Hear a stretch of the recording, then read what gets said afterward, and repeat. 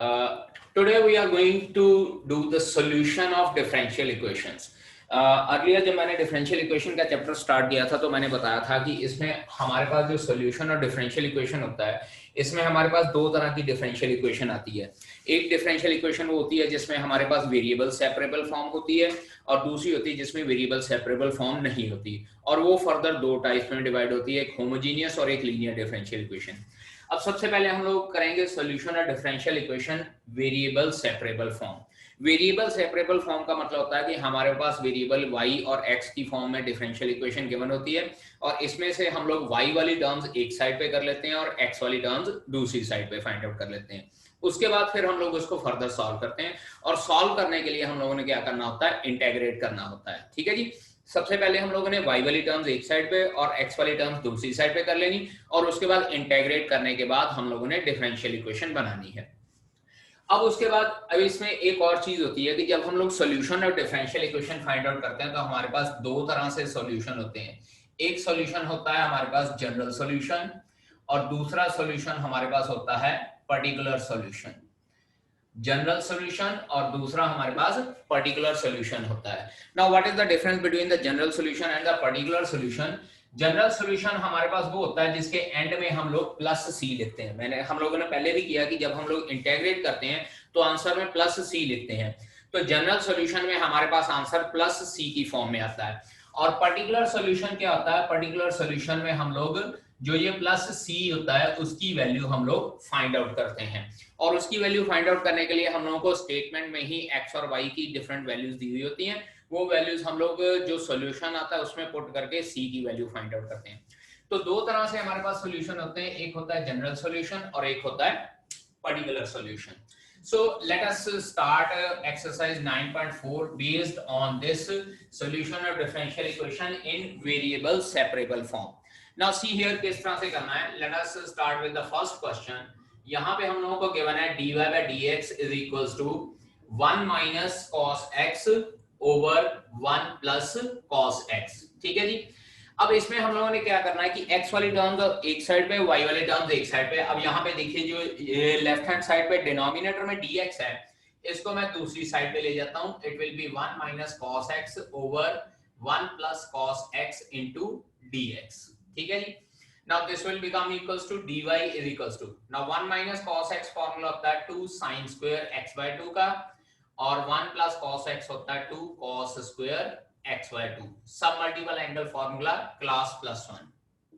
2 और 2 cancel out हो जाएंगे दोनों साइड पे, और हमारे पास बचता है dy is equals to tangent square x by 2 into dx। जब हमारे पास इस तरह से वेरिएबल सेपरेट हो जाते हैं, इसके बाद नेक्स्ट स्टेप होता है इंटीग्रेट बोथ साइड्स। दोनों साइड पे इंटीग्रेट कर देना है हम लोगों ने, इंटीग्रेट बोथ साइड्स। यहां पे मेरे पास आ जाता है dy, और here I will get integration tangent square x by 2 dx। अब tangent square x by 2 का फॉर्मूला हमारे पास कोई नहीं है, सो हम लोग इसको किस तरह से करते हैं? This will be written as integral 1 into dy integral secant square x by 2 minus 1 into dx। अब 1 का इंटीग्रेशन, क्योंकि यहाँ पे हम लोग dy के अकॉर्डिंगली इंटीग्रेट करने जा रहे हैं, तो 1 का इंटीग्रेशन मेरे पास क्या आ जाएगा? y is equals to, सबसे पहले secant square x by 2 का integration, that will be equals to tangent x by 2, और साथ में 1 by 2 डिवाइड करना है यहाँ पे। अब 1 by 2 डिवाइड इसलिए करना है क्योंकि x के साथ 1 by 2 लगा हुआ है, और मैंने बताया कि इंटीग्रेशन में सिर्फ एक छोटा सा चेन रूल होता है, और वो होता है कि x के साथ जो कोफिशिएंट होता है उसके साथ हमने डिवाइड करना होता है। -1 is minus x plus c। अब यहाँ पे विद रिस्पेक्ट टू dx कर रहे हैं, तो राइट हैंड साइड पे हमारे पास x वाली टर्म्स आ जाएंगी, और लेफ्ट हैंड साइड पे dy के विद रिस्पेक्ट टू इंटीग्रल किया था, तो इधर हमारे पास y आ जाएगा। So it implies y is equals to 2 tangent x by 2 minus x plus c is the required solution for the differential equation dy by dx is equals to 1 minus cos x over 1 plus cos x। Second question is dy by dx is equals to under root of 4 minus y square। मैंने पहले बताया कि y वाली terms एक side पे और x वाली terms दूसरी साइड पे। इसको इस तरह से लिख लेते हैं dy is equals to under root of 4 minus y square into dx, उसके बाद ये 4 माइनस वाई स्क्वायर इस साइड पे ले आएंगे, 4 minus y square under root into d y is equals to d x. Now the variables have been separated. इसके बाद next step है integrate both sides, integrate both sides. और जब दोनों साइड पे इंटेग्रेट किया, सिंपली इंटीग्रेशन के फार्मूले लगाने हैं, 1 over under root of 4 minus y square into d y is equals to integral dx, और इंटेग्रल dx को हम लोग 1 इंटू dx लिख सकते हैं। अब यहाँ पे इसको हम लोग इस तरह से लिख सकते हैं, this is equals to 1 over under root of 2 का square minus y square into d y is equals to integral 1 into dx। अब यहाँ पे लेफ्ट हैंड साइड पे हमारे पास फॉर्मूला लगेगा 1 by under root of a square minus x square का, and that is equals to sine inverse x over a। यहाँ पे x की बजाय हम लोग y ओवर 2 लिखेंगे क्योंकि वेरिएबल हमारे पास y है, and this is equals to x plus c। अब बेटा जी मेरी बात ध्यान से सुनिए, ये हमारा सॉल्यूशन आ गया। अगर आप लोग इसको इस तरह से भी छोड़ देते हैं, even then your answer is correct. But अगर इसको आप फर्दर सॉल्व करना चाहते हैं तो देखिए इसको इस तरह से कर सकते हैं, y by 2 is equals to sin of x plus c। ये कंबाइंड x plus c के साथ साइन आ जाएगा, और यहां से y की वैल्यू मेरे पास क्या आ जाएगी, 2 sin x plus c, and that will also be your answer। मतलब क्या है कि आप लोग इंटेग्रेट करने के बाद एज इट इज भी छोड़ सकते हैं, या इसके बाद आप लोग y की वैल्यू भी निकाल सकते हैं। There is no harm in finding out the value of y, और अगर आप लोगों को नहीं भी पता लगता है तो आप लोग जस्ट इंटेग्रेट करके छोड़ सकते हैं, and you will get full marks for the question. ठीक है बेटा जी। Fourth question, secant square x into tangent y into dx plus secant square y into tangent x into dy is equals to 0। अब बेटा जी ये हमारे पास variable separable form है, हमने वेरिएबल सेपरेट करने हैं, y वाली टर्म्स एक साइड पे और x वाली टर्म दूसरी साइड पे। देखिए किस तरह से करते हैं इसको, secant square y into tangent x into dy एक साइड पे, minus secant square x tangent y into dx। उसके बाद ये टेंजेंट y इधर इसके नीचे और टेंजेंट x इसके नीचे ले जाता हूं मैं, this is secant square y over tangent y into dy is equals to minus secant square x over tangent x into dx। Now see here, y वाली टर्म्स एक साइड पे चली गई, x वाली टर्म दूसरी साइड पे चली गई। इसके बाद नेक्स्ट स्टेप है हमारे पास integrate both sides, integrate both sides. अब जब दोनों साइड पे इंटेग्रेट किया, ये हमारे पास आ जाता है integral secant square y over tangent y into dy is equals to minus integral secant square x over tangent square x into dx। और बेटा जी ये ध्यान दीजिए, ये मेरे पास ये फॉर्म बन रही है f dash x over fx into dx। Check कीजिए, नीचे मेरे पास फंक्शन पड़ा हुआ है और न्यूमरेटर में उसका डेरिवेटिव पड़ा हुआ है, तो इसका फॉर्मूला हमारे पास क्या होता है, log mod fx plus c। ठीक है जी। तो यहाँ पे जब हम लोग इंटेग्रेट करते हैं, ये मेरे पास आ जाएगा log mod tangent y is equals to minus log mod tangent x plus c। और जो ये c होता है बेटा, ये हम लोग एक साइड पे ही लगा देते हैं, चाहे लेफ्ट हैंड साइड पे c लगाएं चाहे राइट हैंड साइड पे c लगाएं। अगर आप लोग यहीं पे आंसर छोड़ना चाहते हैं तो आप लोगों का आंसर यहाँ पे भी करेक्ट है, या फर्दर अगर आप करना चाहते हो तो आप लोग इस तरह से कर सकते हैं, log tangent y plus log mod tangent x is equals to c। अब लेफ्ट हैंड साइड पे log m plus log n का फार्मूला लग जाएगा, that will be equals to log of tangent x into tangent y is equals to c। इसके बाद log remove करना है, और जब log रिमूव करना होता है तो बेटा ये दोनों साइड पे एक्सपोनेंशियल लेना होता है। याद रखिएगा, to remove log we have to take exponential on both sides। तो यहाँ पे आ जाएगा tangent x into tangent y is equals to e raised पर c। चेक कीजिए, मैंने दोनों साइड पे एक्सपोनेंशियल लिया, लेफ्ट हैंड साइड पे e और log कैंसिल आउट हो जाएगा, राइट हैंड साइड पे e raised पर c। अब क्योंकि c कांस्टेंट था तो e raised पर c भी सम कांस्टेंट हो जाएगा, so I can write it like tangent x into tangent y is equals to another constant capital A and that will again your answer. अब मैंने आप लोगों को ये कहा था कि इंटीग्रेशन करने के बाद यहाँ पे छोड़ना है तो आप यहीं पे छोड़ सकते हैं, या फर्दर इस तरह से सॉल्व करना तो हम लोग इस तरह से भी सॉल्व करके बता सकते हैं। ठीक है जी। हाँ, अगर आप लोगों को कुछ प्रूव करने के लिए कहा हो कि prove that it's solution is of this kind, तो आप लोगों को प्रॉपर वहां सॉल्यूशन तक फाइंड आउट करना पड़ेगा। अदरवाइज इट्स आवर चॉइस कि हम लोग इंटीग्रेट करने के बाद इसको छोड़ भी सकते हैं क्वेश्चन को as it is. Fifth question, e raised power x plus e raised power minus x into dy minus e raised power x minus e raised power minus x into dx is equals to 0। dy by dx बनाते हैं या y वाली term एक side पे और x वाली term दूसरी side पे। e raised power x plus e raised power minus x into dy is equals to e raised power x minus e raised power minus x into dx। यहां से e raised power x plus e raised power minus x इसके नीचे ले जाते हैं, so dy is equals to e raised power x minus e raised power minus x over e raised power x plus e raised power minus x into dx। अब यहां पे हमारे पास फिर से वेरिएबल सेपरेट हो गए। Next step is integrate both sides, integrate both sides. और जब दूसरी साइड पे इंटीग्रेट दोनों साइड पे हम लोगों ने किया, it will be 1 into dy is equals to integral e raised power x minus e raised power minus x over e raised power x plus e raised power minus x into dx। Left hand side पे तो हमारे पास आ जाएगा x is equals to, अब बेटा जी यहाँ पे देखिए right hand side, right hand side हमारे पास फिर से वही टर्म बन गई है जब न्यूमरेटर में हमारे पास डिनोमिनेटर का डेरिवेटिव पड़ा है, that is f dash x over fx form पड़ी है। तो इसका इंटीग्रेशन क्या हो जाएगा, log mod e raised power x plus e raised power minus x plus c। यहाँ पे बेटा इस साइड पे y आना है, करेक्शन कर लीजिए, लेफ्ट हैंड साइड पे y आना है क्योंकि हम लोग with respect to y integrate कर रहे हैं। So this will be our answer. ठीक है जी। So answer for this question is y is equals to log mod e raised power x plus e raised power minus x। ठीक है बेटा।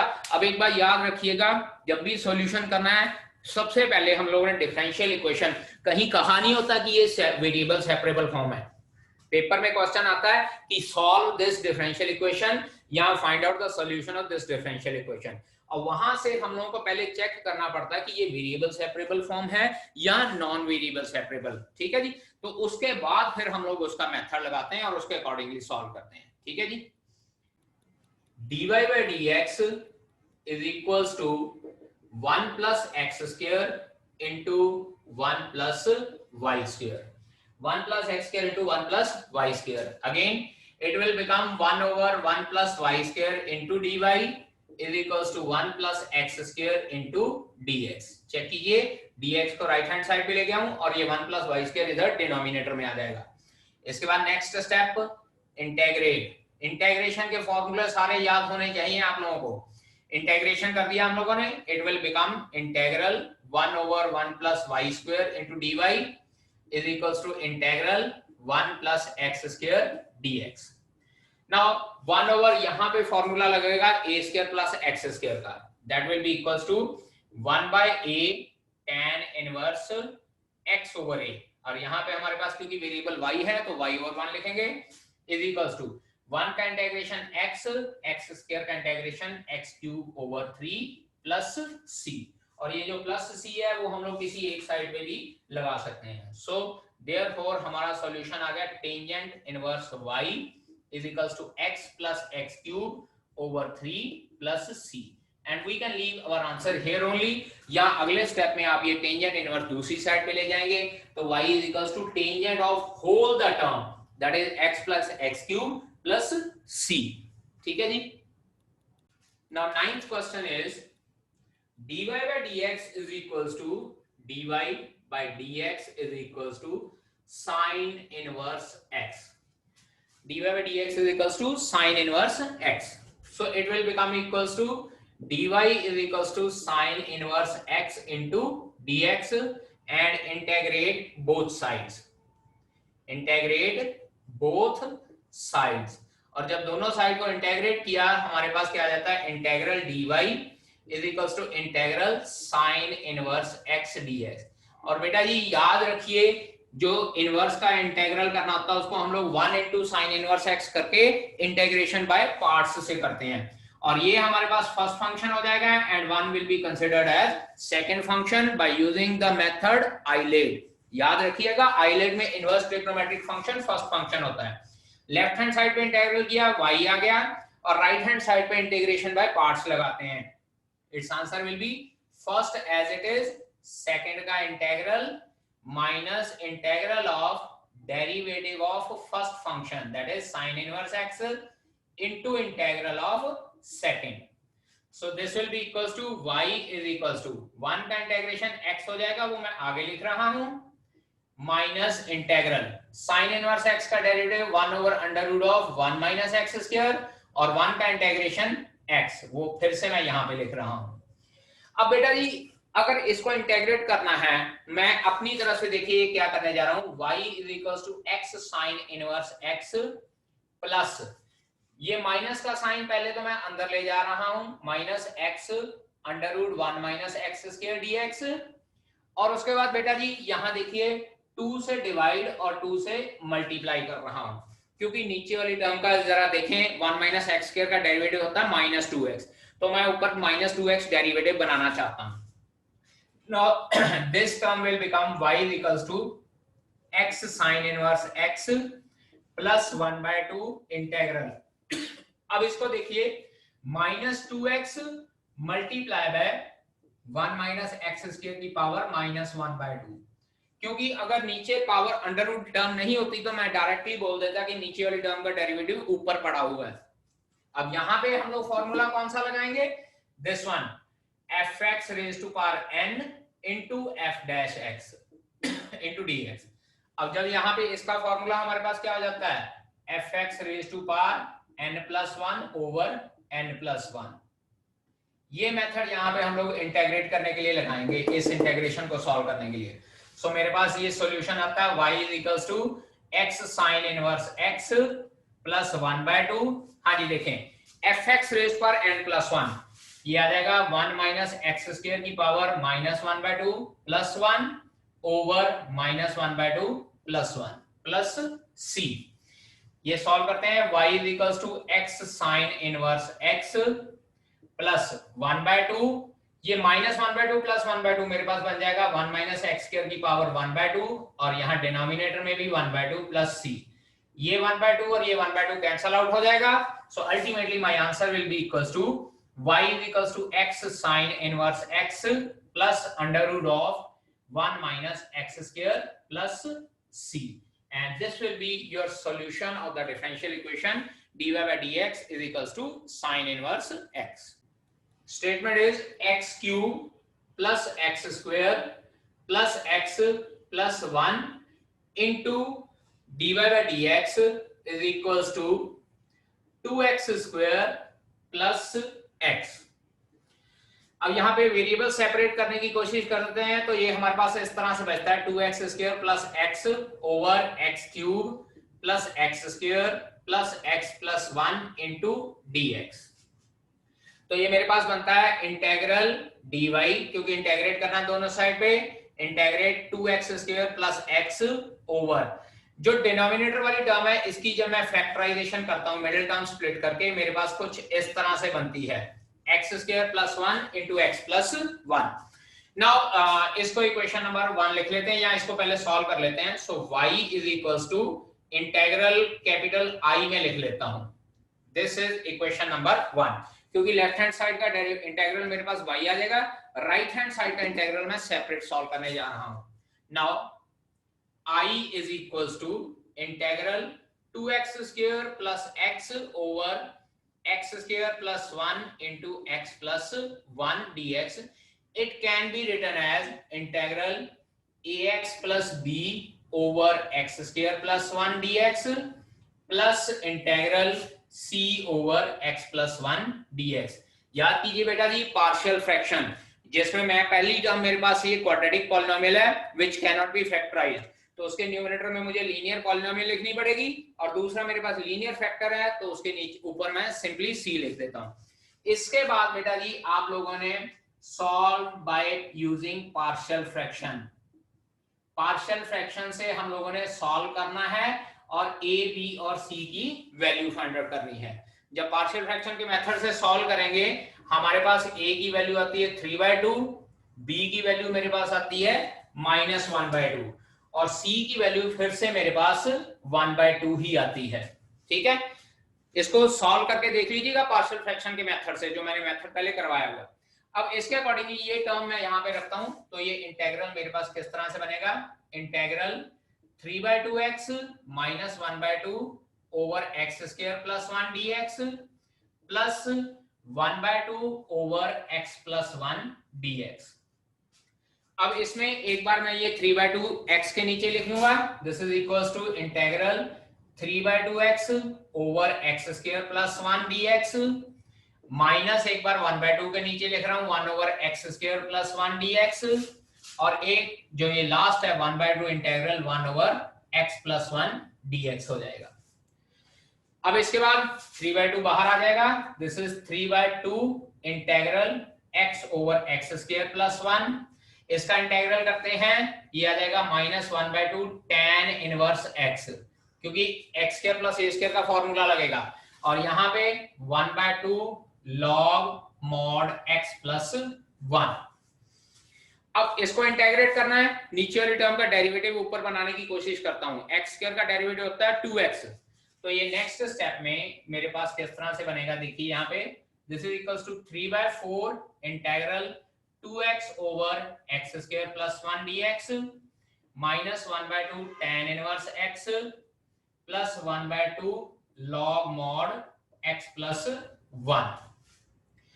इसके बाद ये नीचे वाले टर्म का डेरिवेटिव ऊपर पड़ा है, so I will write it like 3/4 log x² + 1 minus 1/2 tangent inverse x plus 1/2 log mod x + 1। अब क्योंकि इंटीग्रल हो गया तो अब मैं यहाँ पे प्लस c लिख रहा हूं। इसके बाद put in equation number 1, first equation में इसको पुट करना है। ठीक है बेटा जी, नोट इट डाउन, इसके बाद फिर आगे करते हैं इसको solve. Okay students, now put this value in equation number 1 and equation number 1 was y is equals to I की वैल्यू वो हमारे पास आई है 3/4 log x² + 1 minus 1/2 tangent inverse x plus 1/2 log mod x + 1 plus c। अब बेटा जी क्योंकि इस 11th question में हम लोगों को कहा गया है कि we need to find out the particular solution of this equation, और जरा स्टेटमेंट में ध्यान से देखिए, वहां स्टेटमेंट के एंड में लिखा है y is equals to 1 when x is equals to 0। तो मुझे c की वैल्यू फाइंड आउट करनी है when, अब मैं लिखूंगा when x is equals to 0 it implies y is equals to 1। This is equation number 2। इसी में पुट करता हूं मैं, देखिए y की value 1 is equals to 3/4 log 0 + 1 minus 1/2 tangent inverse 0 plus 1/2 log 0 + 1 plus c। अब यहां पे सॉल्व करेंगे तो ये मेरे पास बनता है log 1। Similarly this is also log 1, और एक बात याद रखिएगा कि log 1 हमारे पास हमेशा 0 होता है, सो this will become 1 is equals to 0 minus 0 plus 0 plus c, क्योंकि tan इनवर्स 0 भी 0 ही होता है। तो यहां से c की वैल्यू मेरे पास कितनी आती है 1, और इसको हम लोग पुट इन इक्वेशन नंबर 2 कर लेंगे। जो हमारा सॉल्यूशन आया उसमें c की वैल्यू पुट करनी है। Therefore y is equals to 3/4 log, this is 3/4 log mod x² + 1 minus 1/2 tangent inverse x plus 1/2 log mod x + 1 plus जो c की वैल्यू आई थी मेरे पास 1 will be the required particular solution। ठीक है बेटा जी, एक बात आपको फिर से बता दूं कि जनरल सॉल्यूशन में हम लोग आंसर सी की फॉर्म में ही छोड़ देते हैं, लेकिन पर्टिकुलर सॉल्यूशन में हम लोगों ने ये सी की वैल्यू फाइंड आउट करनी है। अगर जनरल सॉल्यूशन कहा होता है तो जो ये इक्वेशन नंबर 2 आई है दैट वाज आवर आंसर, लेकिन क्योंकि पर्टिकुलर सॉल्यूशन फाइंड आउट करना और ये कंडीशन मुझे गिवन थी कि x = 0 है तो y की वैल्यू 1 आएगी, तो ये गिवन आंसर में पुट करने के बाद मुझे c की वैल्यू भी फाइंड आउट करनी है, और c की वैल्यू फाइंड आउट करने के बाद जो आंसर आता है that is the required particular solution. ठीक है बेटा जी। Friends, we'll meet on Monday with more questions from this exercise.